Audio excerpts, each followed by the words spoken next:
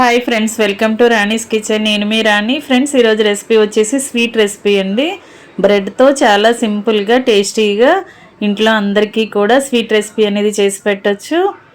Sweets ఎక్కువగా ఇష్టం ఉన్న వారికి ఈ ప్రాసెస్ అనేది బాగా నచ్చుతుంది. బ్రెడ్ హల్వా అంటే ఎప్పుడు అందరూ చేసేలా కాకుండా ప్రాసెస్ అనేది డిఫరెంట్గా చూపిస్తాను. మీ అందరికీ కూడా నచ్చుతుంది. ఆ ప్రాసెస్ అంతా చూద్దాం. వీడియోని ఫస్ట్ నుంచి లాస్ట్ వరకు స్కిప్ చేయకుండా చూడండి. అలాగే ఛానల్ని ఫస్ట్ టైం చూస్తున్నవారు సబ్స్క్రైబ్ చేసుకోండి. ఇక వీడియోలోకి వెళ్ళిపోదాం. బ్రెడ్ హల్వా అన్నాను కదా, ముందుగా బ్రెడ్ స్లైసెస్ని తీసుకోండి. ఒక 8 బ్రెడ్స్తో నేను స్వీట్ అనేది చేసి చూపించబోతున్నాను. బ్రెడ్స్ ఎన్ని తీసుకుంటే అన్ని తీసుకోండి. వాటిని చుట్టూ ఉన్న బ్రౌన్ కలర్ పార్ట్ అంతా కూడా కట్ చేసి పక్కన పెట్టేసుకోండి. మనం మధ్యలో ఉన్న బ్రెడ్తో మాత్రమే స్వీట్ అనేది చేయబోతున్నాం. ఇలా చుట్టూ కట్ చేసుకున్న తర్వాత వీటిని ఇలా 4 ముక్కలుగా కట్ చేసుకోండి. ఒక్కొక్క బ్రెడ్ని ఇలా మధ్యలోకి అడ్డంగా నిలువుగా కట్ చేసుకున్నట్లయితే ఒక్కొక్క బ్రెడ్ కూడా 4 ముక్కలు అవుతుంది.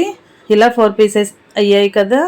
వీటిని అన్నీ కూడా మనం ఎన్ని బ్రెడ్స్ తీసుకుంటే అన్నీ కూడా ఈ విధంగా కట్ చేసి పక్కన పెట్టుకోండి. ఇప్పుడు స్టవ్ ఆన్ చేసి కడాయి పెట్టుకుని డీప్ ఫ్రైకి సరిపడా ఆయిల్ పోసుకోండి. ఆయిల్కి బదులుగా మీరు నెయ్యితో కూడా యూజ్ చేసుకోవచ్చండి.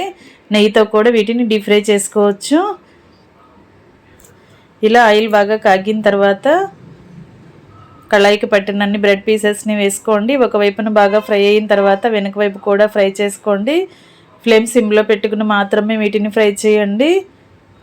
కలర్ అనేది మరీ మాడిపోతున్నట్లుగా కాకుండా కొంచెం బ్రౌన్ కలర్లోకి వస్తే సరిపోతాయి. ఈ విధంగా ఒకవైపున ఫ్రై అయిన తర్వాత వెనక వైపు కూడా ఫ్రై చేసుకుని ఆయిల్ నుండి తీసేసుకుందాం. ఇదే విధంగా మిగిలిన వాటిని కూడా సేమ్ ఇదే ప్రాసెస్తో డీప్ ఫ్రై చేయండి. ఇలా బ్రెడ్స్ని డీప్ ఫ్రై చేయడానికి ఆయిల్ అనేది ఎక్కువగా పడుతుందండి. అందుకే మనం నెయ్యితో చేసుకోవాలి అంటే నెయ్యితో చేసుకోవచ్చు, లేదంటే ఇలా ఆయిల్తో కూడా చేసుకోవచ్చు. ఈ విధంగా మిగిలిన వాటిని కూడా సేమ్ ఇదే ప్రాసెస్తో బ్యాచెస్ వైజ్గా డీప్ ఫ్రై చేసుకుని ఆయిల్ నుండి తీసేసుకుని ఒక్క గిన్నెలోకి వేసేసుకుందాం. ఇప్పుడు వేరొక ప్యాన్ పెట్టుకోండి.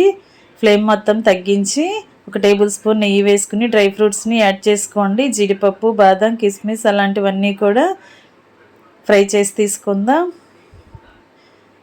ముందుగా జీడిపప్పును ఫ్రై చేసి తర్వాత సన్నగా తరిగిన బాదం పప్పుని, కిస్మిస్ని యాడ్ చేసి ఇవన్నీ కూడా దోరగా ఫ్రై అయిన తర్వాత గిన్నెలోకి తీసేసుకోండి.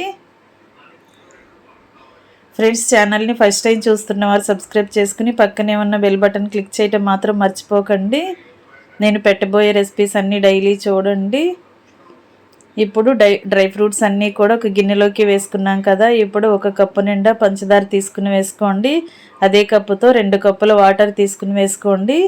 పంచదార వాటర్లో బాగా కలిసేంత వరకు ఉడికించండి. ఈ విధంగా పాకం అనేది ఎలాంటి పాకం రావాల్సిన పని లేదు. పంచదార బాగా కరిగిన తర్వాత ఆ వాటర్లోకి ఇలా ముందుగా డీప్ ఫ్రై చేసుకుని పక్కన పెట్టుకున్న బ్రెడ్ పీసెస్ని అన్నీ కూడా అలా వేసుకుని షుగర్ సిరప్లో బాగా ఉడికించండి. ఈ వాటర్ని బ్రెడ్స్ మొత్తము కూడా బాగా పీల్చుకుని స్వీట్ అనేది ముద్దలాగా దగ్గరగా ఉడకాలి, చిక్కబడాలి. అంతవరకు కూడా ఉడికించండి. సిరప్ మొత్తాన్ని కూడా బ్రెడ్ బాగా పీల్చుకోవాలి. ఈ విధంగా బాగా ఉడికించండి. ఇలా ఉడుకుతుంది కదా. ఫ్లేమ్ తగ్గించుకుని ఒక బౌల్ తీసుకోండి. ఒక మిక్సింగ్ బౌల్ తీసుకొని దానిలోకి 3-4 టేబుల్ స్పూన్లు మిల్క్ పౌడర్ని యాడ్ చేద్దాం. మిల్క్ పౌడర్ ప్లేస్లో మిల్క్ కూడా యాడ్ చేసుకోవచ్చండి. నేను మిల్క్కి బదులుగా మిల్క్ పౌడర్ని యూజ్ చేస్తున్నాను. ఈ పౌడర్తో స్వీట్ అనేది చేస్తే టేస్ట్ చాలా చాలా బాగుంటుంది. ఇలా మిల్క్ పౌడర్ని గిన్నెలోకి వేసుకున్నాం కదా. తగినన్ని వాటర్ పోసి బాగా పల్చగా ప్రిపేర్ చేయండి. ఎక్కువగా వాటర్ని పోసి ఇలా మిల్క్ పౌడర్తో పాలను ప్రిపేర్ చేసి ఇవన్నీ కూడా ఉడుకుతున్న స్వీట్లో వేసుకోండి. ఈ పాలతో బ్రెడ్ బాగా ఉడకాలి. మీరు మిల్క్ పౌడర్ ప్లేస్లో మిల్క్ కూడా యాడ్ చేసుకోవచ్చండి. టేస్ట్ అనేది ఎలా అయినా కూడా చాలా చాలా బాగుంటుంది. ఈ మిల్క్ అంతా కూడా స్వీట్ బాగా పీల్చుకుని బాగా దగ్గరగా ముద్దలాగా ఉడకాలి. అంతవరకు కూడా ఉడికించండి. కళాయి అడుగున బ్రెడ్ అనేది అంటుకుపోకుండా ఎప్పటికప్పుడు గరిటెతో కలుపుకుంటూ ఉడికించండి.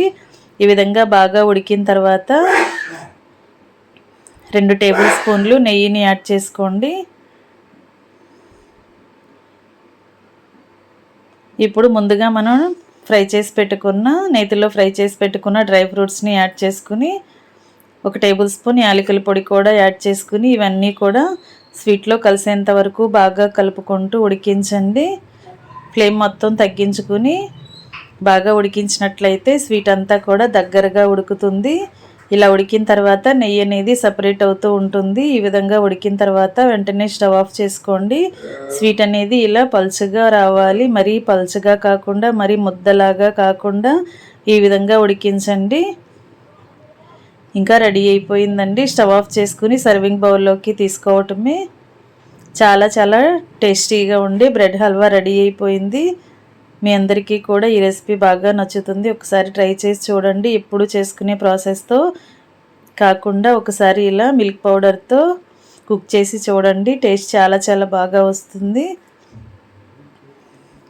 వీడియో నచ్చినట్లయితే లైక్ చేయండి. మీ ఫ్రెండ్స్కి, ఫ్యామిలీ మెంబర్స్కి రెసిపీ షేర్ చేయండి. మీరు కూడా కుక్ చేసి పిల్లలకి సర్వ్ చేయండి. స్వీట్స్ ఎక్కువగా ఇష్టపడే వారికి ఈ హల్వా చాలా బాగా నచ్చుతుంది. ఇంకా చివరిగా జీడిపప్పులతో గార్నిష్ చేసుకుని సర్వ్ చేసుకోవటమే. మరొక రెసిపీతో మళ్ళీ కలుద్దాం. Thanks for watching. నేను మీ రాణి.